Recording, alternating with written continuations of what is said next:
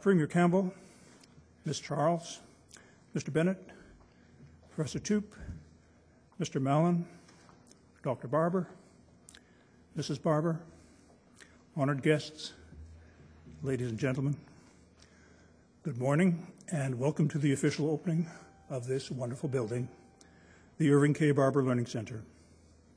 My name is Peter Ward, and I'm the interim university librarian. It's my pleasure to act as your host for this very special ceremony. In recognition of the fact that the university is situated on traditional Musqueam land, I would like to invite Ms. Mary Charles, an elder from the Musqueam Indian Band, and her granddaughter, Christy, to provide a welcome on behalf of Musqueam.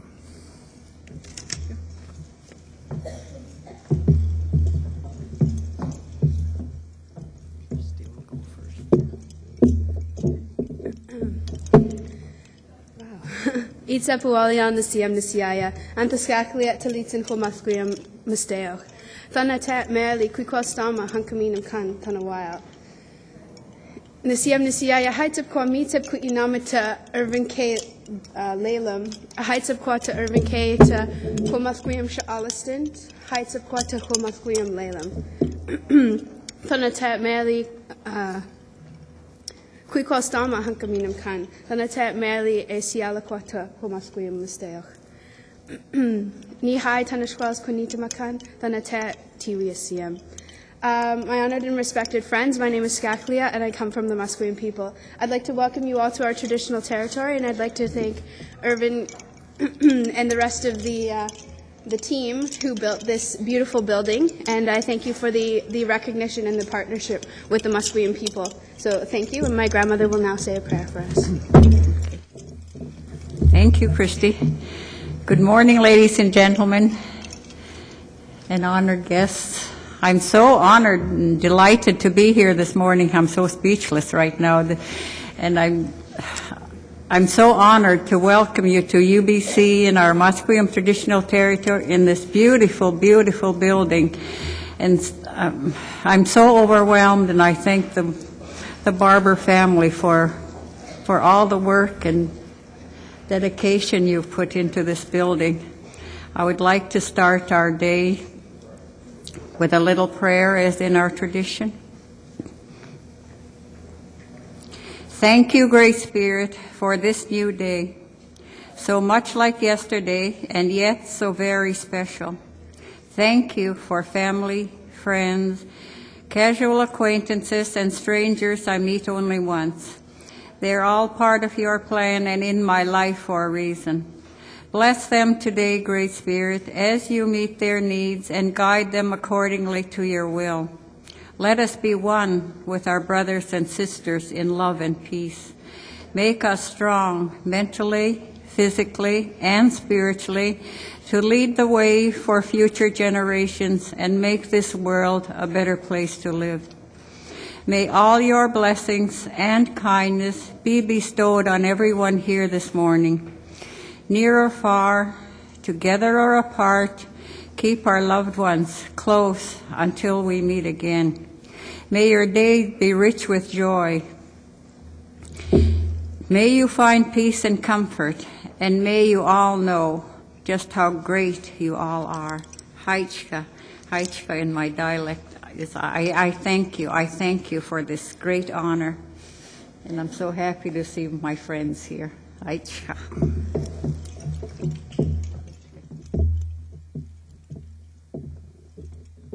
Thank you very much. Thank you so much, Mary and Christy.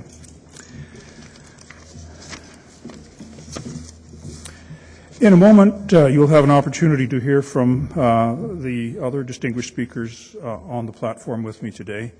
But before I introduce them, I'd like to mention some very special guests who are in the audience today. First and foremost, elders and representatives of the Musqueam Indian Band. The Honorable Mary Cole, who's on the platform with us today on the extreme right, my extreme right, Minister of Advanced Education and MLA for Saanich North and the Islands.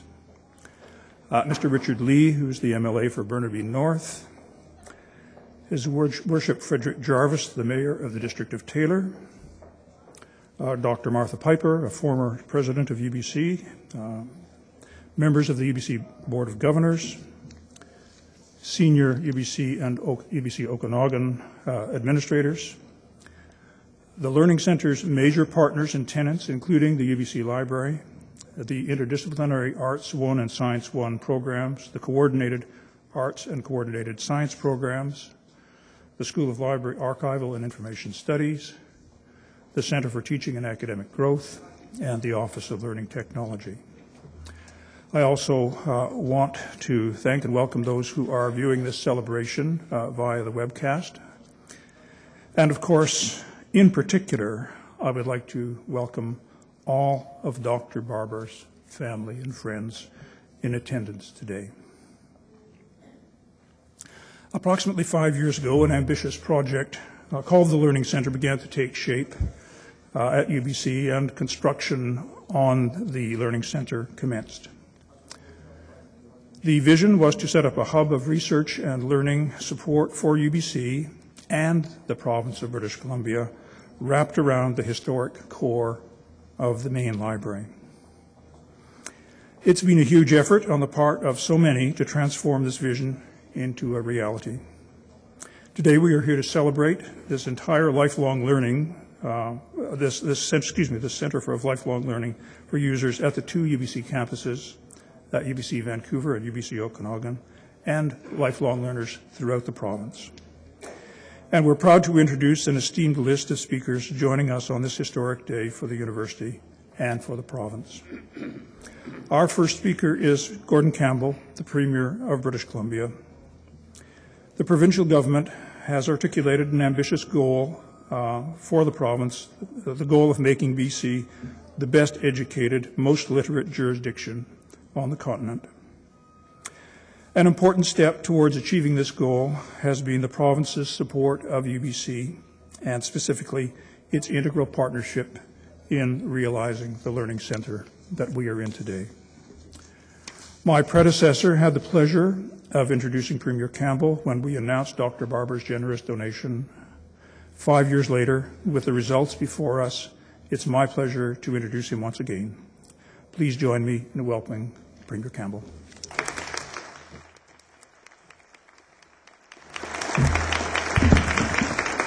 Thank you, Peter. And let me start by saying how pleased I am to be here in the traditional territories of the Musqueam First Nation, and thank you, Mary, for the blessing for all of us. It's a real pleasure to be here today with my colleague Murray Cole and Richard Lee, but really with Brad Bennett and representatives of the board and Stephen Toop, and the great leader of the University of British Columbia. But most importantly, I want to tell you the straight goods here. I'm most pleased to be here with Ike and Jean Barber to say thank you for all they've done for us, especially you.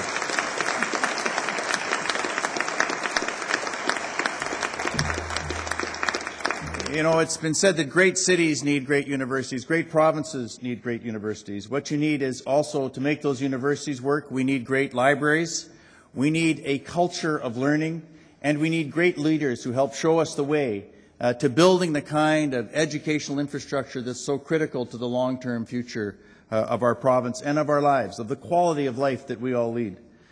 I've been fortunate to know Ike Barber, who I now have to call Dr. Irving K. Barber all the time.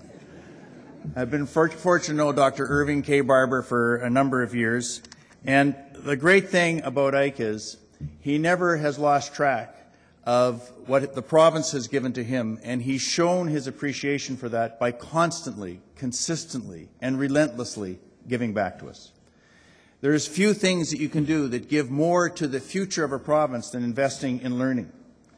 The Irving K. Barber Scholarship Fund, British Columbia Scholarship Fund, is touching 162 students every single year, where we provide them with $5,000 of support to pursue their goals, their interests, and their dreams.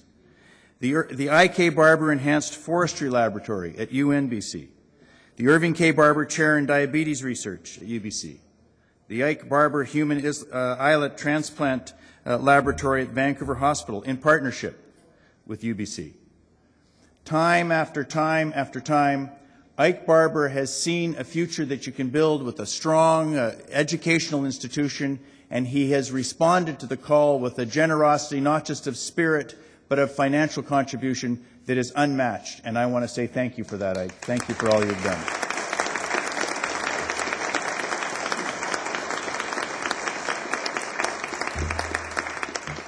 And what an incredible place we are sitting in today. We are celebrating the opening of this incredible Ike Barber Learning Center. You know, libraries, Peter was telling me earlier that libraries are some of the oldest buildings that we have. They're a type of building, because of what takes place, I would suggest, within them, that creates a kind of connection that's critical. It's a connection from the past, but it's a way to build the kind of future that we all envisioned for ourselves. It is within these walls that a student or a group of students will imagine a future that they can create and will start the first steps of their journey to building an even stronger quality of life that all of us will share in. It is within these walls that we have found a way of creating a network of learning that stretches across the province, to each corner of this province, to each person, to each imagination, to each individual, and we say to them, here is some power that you can take to create the kind of world that you want to live in. This is a building, but the only part of this building that's important is the people that are in it. We have new technologies here, some of the first robotic library storage unit that we've had. It's here to meet the needs of those students, to help satisfy and quench the thirst for knowledge that so many thousands of people will have when they come within these walls, beneath this ceiling. And as I stand here today with you and I feel this place, there's a number of things that I noticed, Ike, that I hope that you noticed as well. The first thing I noticed when I came in here was there was some wood on the walls. Now, if you know Ike, you know there had to be wood in this building. It's one of the most environmentally sound building materials we have, but it reflects our province and it reminds us of what our province is and the benefits that we have. The second thing I felt, even as I walked in spite of the fact this building has only been here for a little while, is the energy of the students. It's one of the amazing things that you come here. You see people, and they're typing away at their keyboards and looking at their computers, but you know, there's something else that happens. There's this sort of a spirit of learning and inquiry that you can it's almost palpable. You can almost feel it. That's what a library does. A library is a center for learning. It's a center for individualized learning. It's a center for research. It's a center for discovery. It's a place where explorations take place, and who knows what people may find. But Ike Barber, through this learning center, is opening up worlds of opportunities for people here, right here in the University of British Columbia and across our province. UBC today, this year, is celebrating its 100th anniversary since 1908. It has been a place where people in British Columbia have turned to for information, for learning, and for the quest for knowledge. The Ike Barber Learning Center creates a library. It builds on the library, on the history and traditions of the UBC library here, and builds on those traditions for the future. It was mentioned by Peter that we started this, or actually Ike and Martha started this long before this, but we announced this about 5 years ago.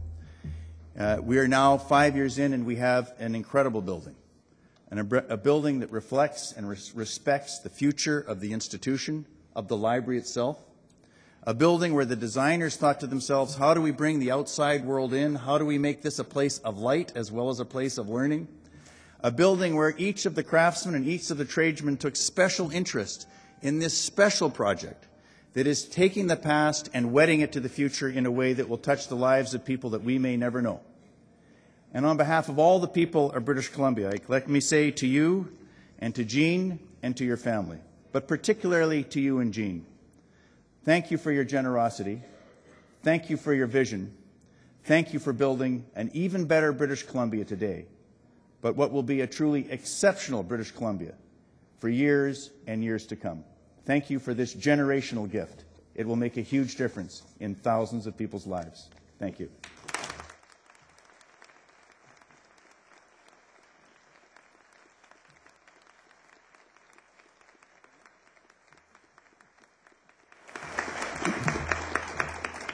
Now would you join me in welcoming Mr. Brad Bennett, who's the chair of the UBC Board of Governors. Thank you, Dr. Ward. The Ike Barber Learning Center took the vision of three individuals: our visionary premier, Gordon Campbell, a prominent citizen, Dr. Ike Barber, and the president of UBC at that time, Dr. Martha Piper. Nice to see you here, Martha. It takes vision and commitment for such projects to come to life. We are indebted to all of you. Thank you, Mr. Premier, for your personal interest and involvement in the creation of this great new building. We are also thankful to members of your government for the support you have shown from the very earliest days and for following through with the substantial grant that helped UBC to achieve its goal. This is indeed a great day for everyone. Those of us connected with UBC are especially pleased and proud to know that our students will have access to one of the best libraries and learning centers in North America. Now that it's complete, we can see how every part of this building contributes something unique to the whole, from the automated book retrieval system in the North Wing to the dedicated space designed for special collections downstairs, from the new Riddington room at one end to Ike's Cafe at the other, and that sounds like a chain in the making to me. I don't know if you had the opportunity to name it or not, but it's perfect. I am especially pleased to see how the heritage core has come to be restored and integrated into the building as a whole. It's central to our history and to our traditions, but it will be more than just a museum piece. In this new phase of its existence, it will continue to be a vital and active center of learning. Libraries are essential to universities. I've heard them described as the engine rooms of learning, and they play an especially important role in the research conducted by scholars in the humanities and the social sciences. In this respect, the UBC Library is one of the 2 or 3 best in the country, with a collection that few others can rival. But the function of libraries is changing, just as the nature of learning is changing. Rather than being stockpiles of knowledge that they used to be, drawing everything inwards, libraries are now becoming the means by which knowledge is also transmitted outwards. This new role was very much in Ike Barber's mind when he agreed to help bring this vision into our main library. He saw the need for a facility that would serve not only the students of this university, but the people of all of British Columbia, all of those people that have remained so dear to Ike and his family through all of their career and all of their lives. So the Irving K. Barber Learning Center was born, a library still at its core, but designed to act as an interface between discovery and dissemination, between learning and teaching. This learning center is above all a place for people. There are classrooms, lecture halls, study rooms, all designed to provide every kind of learning environment possible. But there are also places for people to just sit and read, or just to sit and think, if that's what they're inclined to do. This is truly inviting and comfortable space, something that our students have already discovered for themselves, including those that are not necessarily reading or thinking. The board has closely followed the development of the Barber Learning Center through its various phases, and I know I can speak on behalf of the whole board when I say that we are enormously proud to have played a small part in the process that has climaxed into this celebration today, a celebration of Ike and his family's wonderful gift to the university and to the legacy you leave for the entire province of British Columbia. We thank you very much.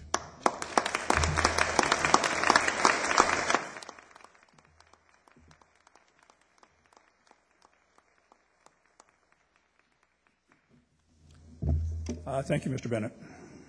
At this time, I would like to acknowledge some of the main members of the design and construction team. UBC Properties Trust, Pfeiffer Partners Architects, Mr. Stephen Johnson, who has come, I gather, from California to be at this event today, Downs Archambault, Leadcore Construction, who, as late as yesterday, I believe, were removing their construction offices from the front of the building. So we've been down to the wire in that respect. The Colburn Architectural Group, Pacific, Jones Kwan Kishi, Earth Tech, RFA Consulting Engineers, and Mason McMillan Interior Design. Their vision and talent have helped provide us with this magnificent space, and indeed the energy, the labors of the thousands of men and women who have worked at one point or another on this site have also made, in infinite numbers of different ways, substantial contributions to what we're enjoying here today.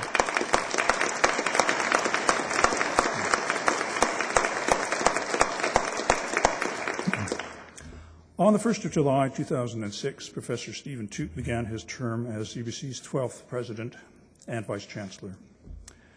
A self-confessed library fan, and libraries always like library fans, Professor Toote came to UBC with a wealth of experience, including experience in building libraries. In his previous role as the Dean of the McGill University's Faculty of Law, Professor Toote led what was then the largest capital campaign in Canadian law faculty history, a process that resulted in the rebuilding of the McGill Law Library, so he knows whereof he speaks. Since his arrival at UBC, Professor Toote's support of and enthusiasm for the Irving K. Barber Learning Center has been inspiring. Please join me in welcoming Professor Stephen Toote.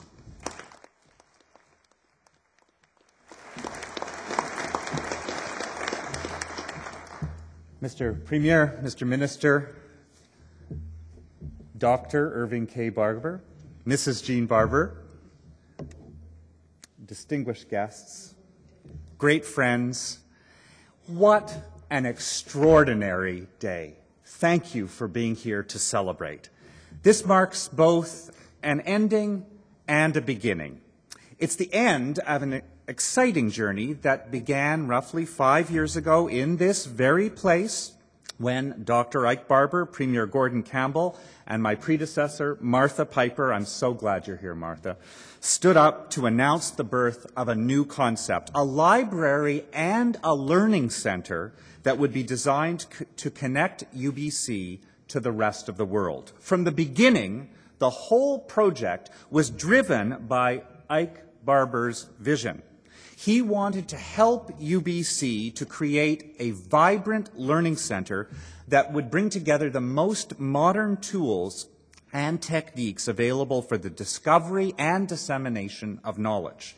And he wanted the center to benefit not only our own students and researchers at UBC, but the people of British Columbia and Canada as well. I think we've even extended that vision since that time to the entire world. The notion is embedded in the name of this building, the Irving K. Barber Learning Center.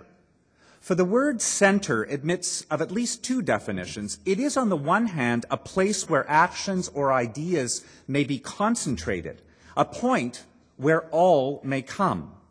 But on the other hand, it's also a point from which actions and ideas radiate outwards in the fashion of the spokes of a wheel.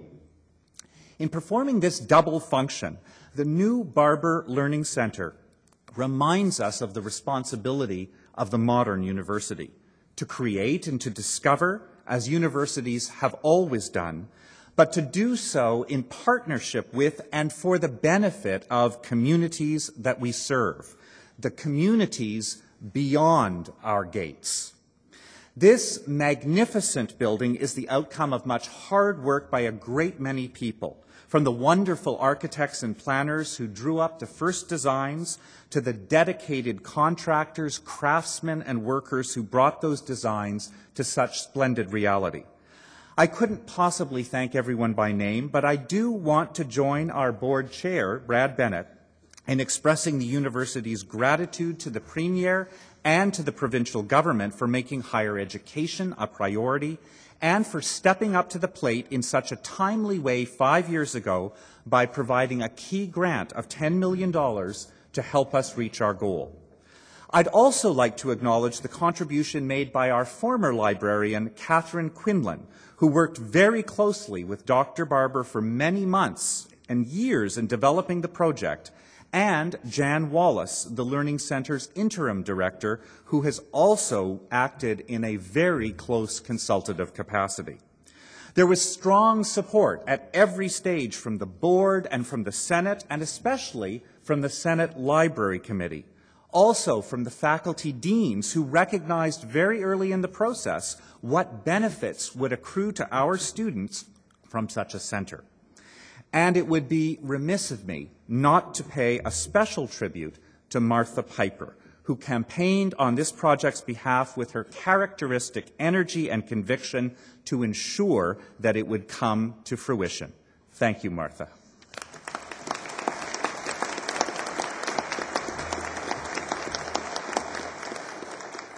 Finally, we must reserve our deepest thanks for the man who made the transformation of the main library, as it was known, possible. The man who, as the Premier emphasized, wanted to give something back, in this case, to the university that helped him, as he has said in the past, to lay the foundations for an incredibly successful career in the forest industry. As those of you who know Dr. Barber will confirm, he is very much a hands-on sort of person, rather a detail guy. Throughout the period of construction, he was often seen walking around the site, chatting with architects and builders, and making sure that things were going right.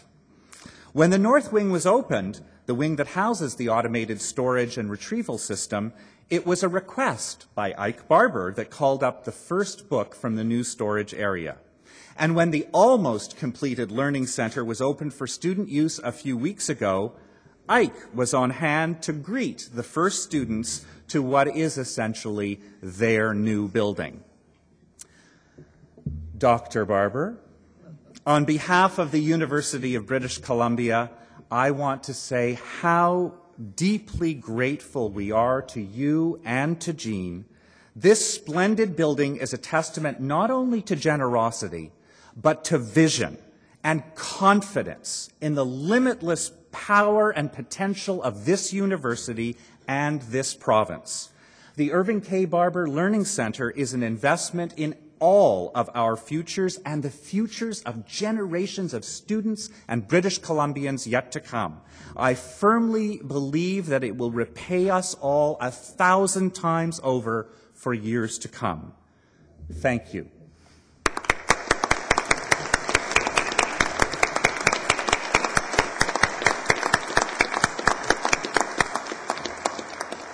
Now, it's truly an honor to welcome to the podium the man whose generosity, vision, and determination are the main reason that we're gathered in this magnificent building today.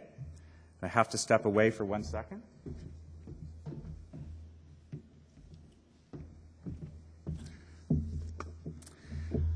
Irving K. Barber, as we heard, is a long-time supporter of projects that strengthen British Columbia and improve the lives of people across the province. In recognition of this event and all that you have given to UBC, the province of British Columbia, and beyond, through the Irving K. Barber Learning Center, excuse me, I would like to present this small memento of thanks on behalf of the university, all of our students, faculty, and staff, to you, simply to say, thanks so much.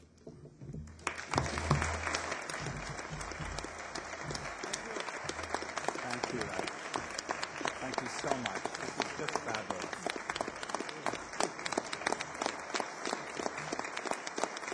I won't insist that you open it now.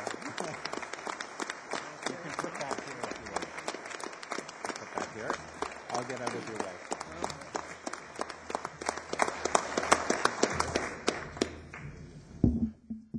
Well, ladies and gentlemen, that's a tough act to follow. But I am indeed feel privileged to speak to you yet here again today. I must put on my glasses that Catherine Quinlan told me if I was going to hang out with young people, I better look young.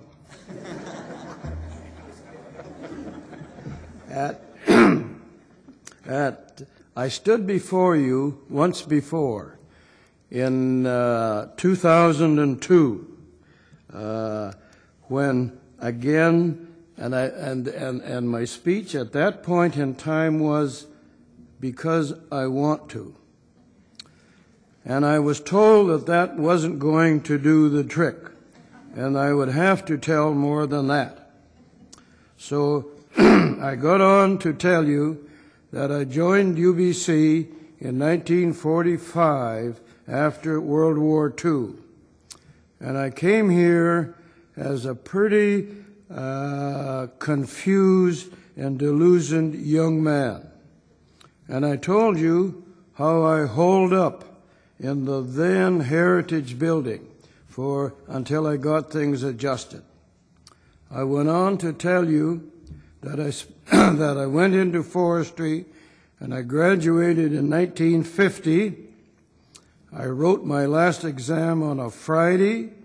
I went to work on a Monday morning, and I spent the next 50 years in the forest products industry in every nook and cranny and community in the province of British Columbia. I soon became to realize that I was in my near 70s, and this business of retirement became a popular thing to do. But I had also accumulated some disposable income during that time, and I had an issue of how do I reflect my appreciation to the people and the communities that helped me accumulate that disposable income. While pondering this, I got a phone call from a young lady called Renee, and she said, "President Piper would like to meet with you. Could you come on over and have a cup of coffee?" Upon arrival, there was Martha Piper, Catherine Quinlan, and Stephen Shapiro in the room, and they gave me their vision as to creating a learning center around the original library core. After settling on the fact that this learning center would not only be a stimulus to the University of British Columbia, but could also have a compounding effect to reach out to the province and the world, we had a deal. With me in tow, off we went to see Premier Campbell. And we gave Premier Campbell, or Martha did, the same story of the learning center for the province and the rest of the world, and Gordon Campbell indicated his support for capital contribution. So with that statement of purpose and the Charter of Principles clearly in place, so as to guide the Learning Center on into the future, the initiative was created, the fuse was lit. That was why, and that was my answer to you in 2002 as to why, because I want to. Now I stand before you, April the 11th, 2008, and the year is 6 years, not 5. And I stand before you to complete the completed Irving K. Barber Learning Center. And I entitle my speech, "And I Am Glad I Did."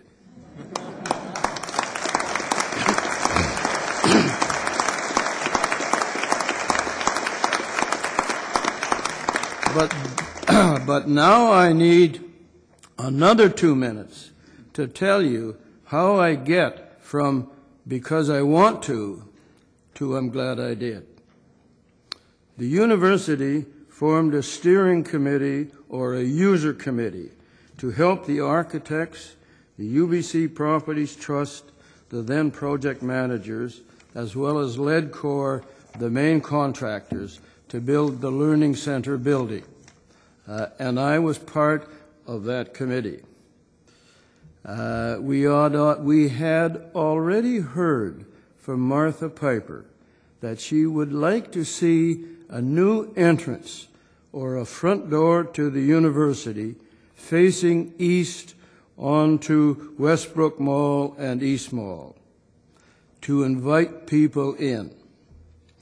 We had also received a note from the then provost, Barry McBride, that we should have a climate-controlled automatic storage system that could at least cover 15 years of growth to our library system. Then we had Amora Quayle, who was then co-chair of our committee, and she said that we needed to have a building that was outward-looking, making people feel welcome to come on in. Then we had our other co-chair, Derek Atkins, and he said that the building and its working environment should have an incubator effect on the young people that would be coming to the university. He also said, and significantly so, he wrote a one-pager to the proposed users of the Learning Center, and he said, "Please tell me what you are going to do to enhance the motive of the Learning Center, and please tell us what the Learning Center will do to you." And those reports were very significant to us at that point in time, and they are even significant reading now. And I thank you very much for that. We also went on, Joe Redmond of UBC Properties Trust said that you must spend special attention to the south end of this building because the future developments of the university will be directing hordes of young people past our door. And then there was a Gary Poole that joined our committee. And he was very aggressively focusing on classroom spaces and their flexibilities. And we have as an example of his incentive what is called a parliamentary room, where people face each other in the process of talking and learning and talking to each other, and that becomes a very popular room at this point in time. We also have, on the main access floor as we come in, 3 portraits of learning that were prompted and promoted by Gary Poole. The intent of those was to tell people and the communities that pass by what the university does in specifics and what other communities do to contribute to British Columbia. Catherine Quinlan then said that the library component of the Learning Center must connect users with information, both on the campus and during the construction period. And then, of course, there was the opening up effect of the Heritage Core with the new building, and those of you that haven't noticed that yet should notice that on your way out in the 2 floors below us, the dramatic impact of connecting up our original Heritage Core to this new building. It has a tremendous, impressive impact. And then, of course, there is Ike's Cafe, which speaks for itself. And then there was our Los Angeles architect, Stephen Johnson, who said that when tying together all of the pieces and creating this center, you could describe it like the New York train station, where volumes of people will be going in both directions and also stopping to talk to each other. The so-called reach-out effect of the Learning Center should not be forgotten. We have already done infinite programs that have instructed and introduced live webcasts to help people and communities access knowledge across the country on that.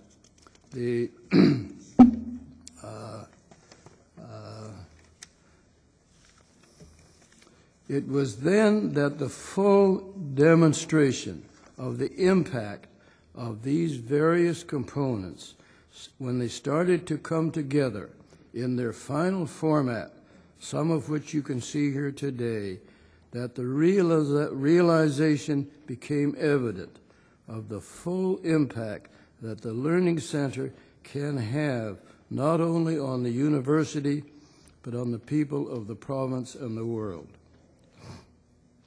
But in closing, let me come back to the building.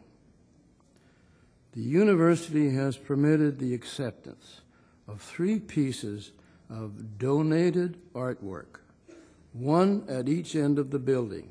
One in the far end here you probably have noticed in the Reddington room, another one on this end of the building that has just been recently connected, and one yet to be completed.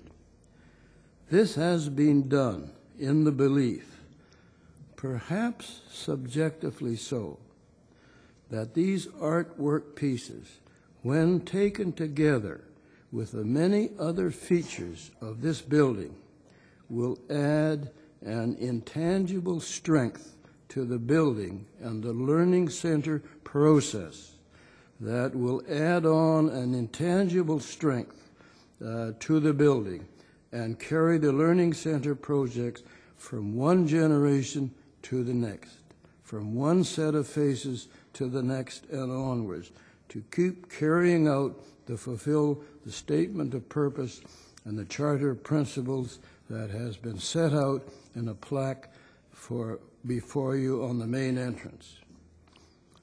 In closing, I very explicitly wish to express my thanks to Martha Piper and to Catherine Quinlan, who first gave me the inspirational incentive that has led me to these many satisfying events. I wish to equally thank Stephen Toop for his great support, and to especially Jan Wallace, our interim director, has carried a tremendous load in this startup process. So I did it because I wanted to. I'm glad I did, and I expect the future will prove it very correct. Thank you very much.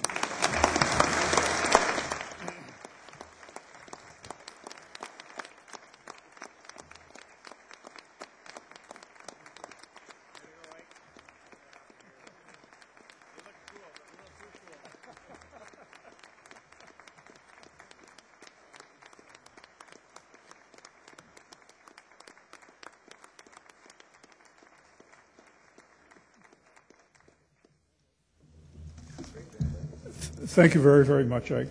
Thank you. I was here on the first morning when the South Wing was opened as well. I wanted to come early just to see how students would react when they entered a new building for the first time. It was absolutely delightful to watch. They were cautious, curious. They reminded me of cats going into a new space for the first time. They were inquisitive, not quite certain what was here. I watched one young woman approach a glass door. It was closed. There was lounge furniture on the far side, in fact, just down at the far end here. And she wasn't quite sure if she should open the door and go through or not. So I said, go ahead. It's fine. By noon, like cats, they'd taken over the place entirely. They were they were completely comfortable. Some of them were draped out on the lounges. Others were studiously engaged in conversations in corners. I think the point is that this is a student building. This is here for our students of all ages. They have already colonized the place and taken full advantage of much of what it offers, and will, of course, continue to enjoy this over the coming months and years. I think it's quite appropriate, therefore, that we ask someone to speak on behalf of students to us at this very important moment. And so I'm going to turn to Andre Milan, who is a second-year honors student in computer science, to say a few words as well. Andre.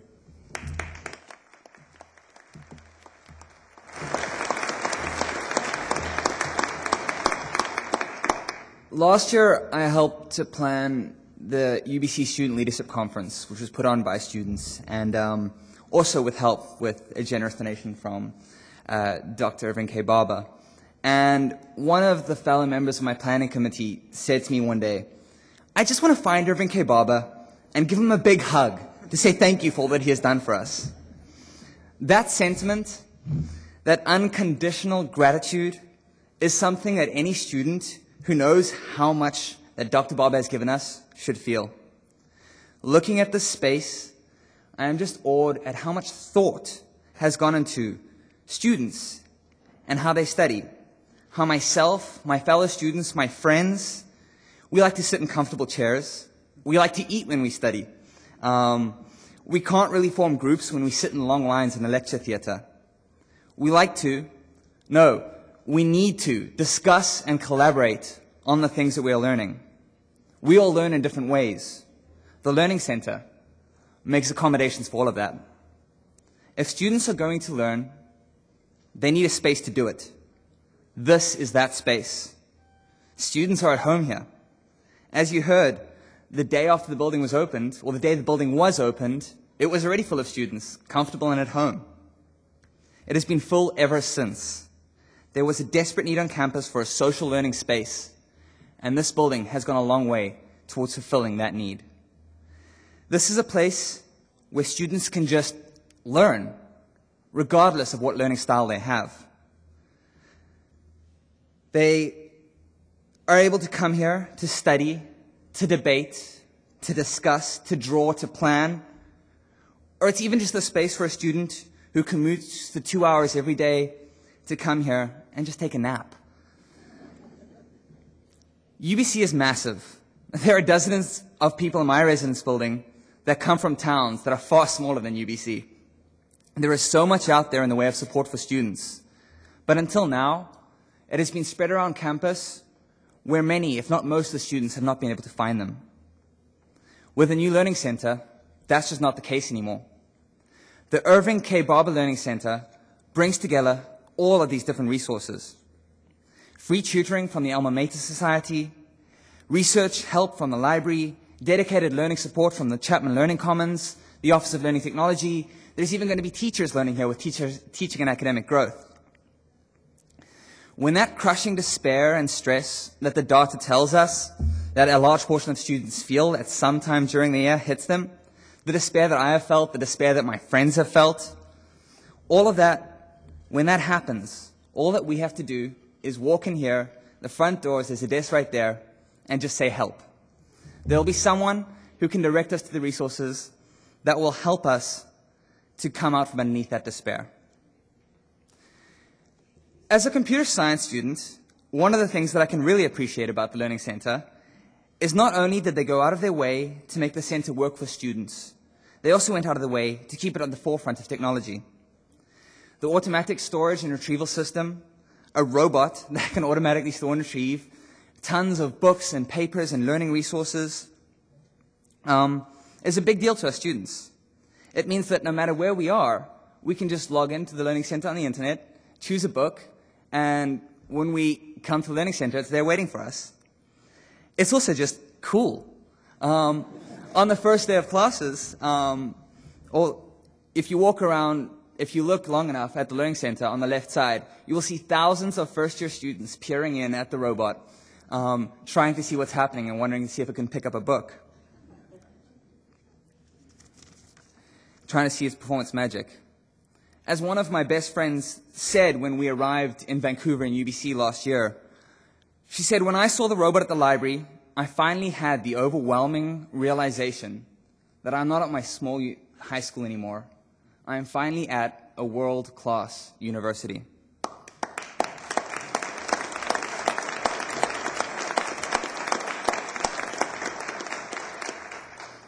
The Irving K. Barber Learning Center puts UBC's best foot forward, showing that we are on the bleeding edge of technology, not only with the automatic storage and retrieval system, but with a myriad of other technological advances that have been built into this building.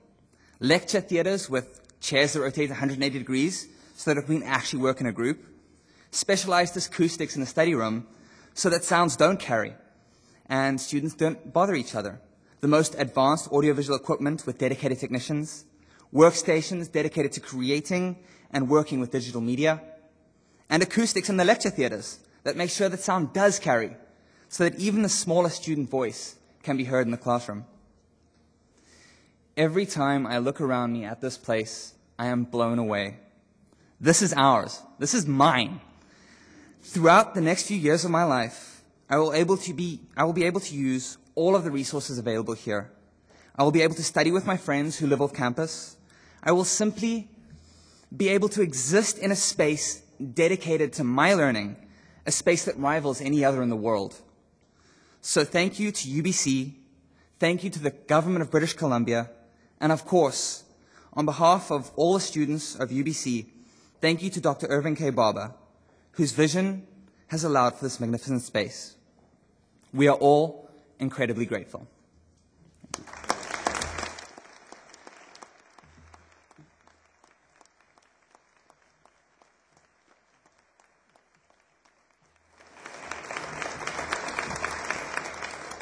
Thank you very much, Andre. I'm sure you haven't been one of the students who's been prone in here, at least very often. So,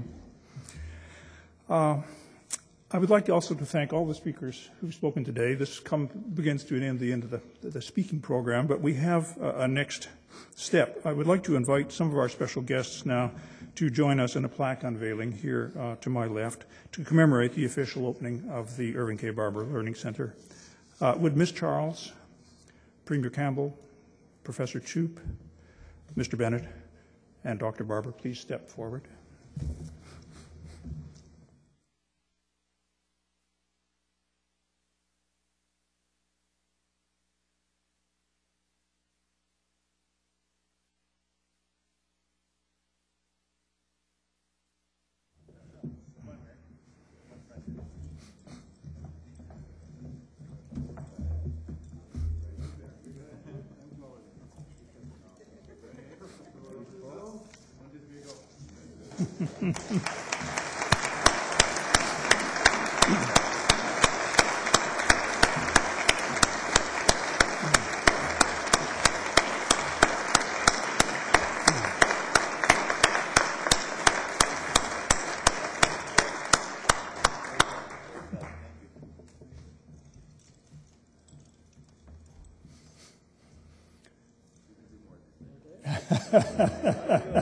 We're done. Thank you. Thank you. Well, ladies and gentlemen, this concludes the formal part of today's event. Once again, I want to sincerely thank all of our speakers, as well for their thoughts today, as well as all of our guests for attending, all of you for attending this important event in the history of the UBC Library, the history of UBC, and indeed the history of the province. I invite you all to a reception that will be held one floor down in the Qualicum room. I think you just have to go down the stairs, and the tables are there to offer you some light refreshments. There are a few other small things I just want to announce to you before we break up. One of them is that the gift to Dr. Barber is a DVD, a 10-minute account of his role in the creation of the Barber Center with some very interesting snippets of his earlier career. You haven't seen it, I have. It will be on display in what we call the Portraits of Learning, the flat screen televisions, and the two floors below us. So if you want to stop and have a look, it will be cycled over I suppose throughout the rest of the middle part of the day, and perhaps for the rest of the whole day. I don't know exactly what the programming is, but we can all have a look and share in this moment. You'll have to take it home and look at it in the privacy of your study. But, guided tours of the Learning Center, for those of you who would like to take advantage of them, will be available following the refreshments. The tours will begin at 12:30, and if you are interested, I'd ask you to congregate inside the main east entrance, which is indeed just immediately below us, 2.5 floors in this case. And they will be offered every 10 minutes between 12:30 and 1 o'clock. So there will be 3 or 4 opportunities for you to be shown around should you choose to do so. And for those of you who wish to linger a little longer, the UBC Archives will be presenting illustrated talks about the history of BC in the parliamentary room, which is on the level 1, between 1 o'clock and 2 o'clock. The parliamentary room holds about 50 people. So if you have an interest in matters historical, as all you should, because I'm a historian and I think history is good for everybody.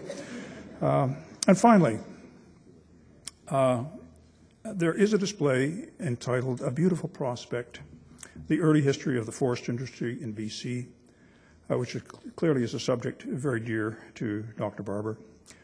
This exhibit is on display in the Rare Books and Special Collections Room division, which is on the first floor of the Learning Center, again, almost immediately below where we are. Instead of, you take the steps down to the bottom, and immediately facing the steps at the bottom, you'll find the RBSC, the Rare Books and Special Collections Division. So, thank you again for your attendance, your interest, your appreciation, and finally, once again, Ike, thank you. Thank you.